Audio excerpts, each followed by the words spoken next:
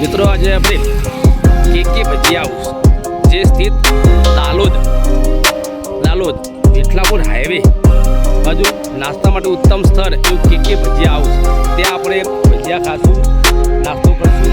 ત્યાં ઉત્તમ સ્થળ છે. રોડ પરનું ત્યાં તાજા લાઈવ ભજીયા મળે છે. કે ભજીયા હાઉસ, કે ભજીયા હાઉસ દાલોદના અમારા કિશનભાઈ છે. ત્યાં લાઈવ ભજીયા બની રહ્યા છે. કિશનભાઈ જય માતાજી. કે ભજીયા હાઉસ જે વિઠલાપુરમાંથી નીકળો એટલે દાલોદ સ્થિત હાઈવે ઉપર જ એક બહુ સરસ એવા ગરમા ગરમ સાથે જો વહેલા બધા ગોટા ખાવા માટે બધા એના કસ્ટમરો આવી ગયા છે. મિત્રો તો ખરેખર આ બાજુ નીકળો તો અમારા કિશનભાઈના કે ભજીયા હાઉસ ભજીયા ખાતા જજો. રોડ ઉપર હાઈવે ટચ જ છે. મિત્રો કે ભજીયા હાઉસ આજે અહીંથી નીકળવાનું મન થયું તો યા ભાઈ કિશનભાઈના ગોટા ખાવાની ઈચ્છા હતી તો ત્યાં ગરમા ગરમ ચોમાસાની સિઝનની અંદર કે ભજીયા હાઉસના ગોટા ખાવાની મોકો લીધો.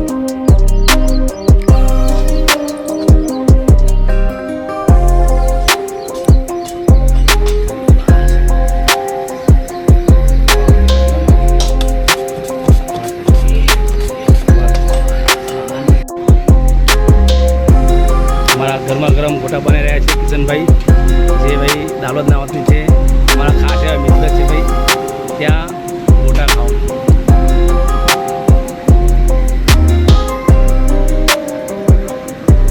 દાલોદના કિશનભાઈના ભજીયા કે ભજીયા હાઉસ જ્યાં કિશનભાઈના ભજીયા આવા આવ્યા હોય મિત્રો તો કિશનભાઈના ભજીયા અવશ્ય ખાતા રહેજો. નાસ્તાની અંદર ભજીયા હાઉસ કિશનભાઈના ભજીયા એકવાર ખાશો તો બીજી વાર આવશો. મિત્રો કિશનભાઈના ભજીયા ખાઓ અને મજા કરો.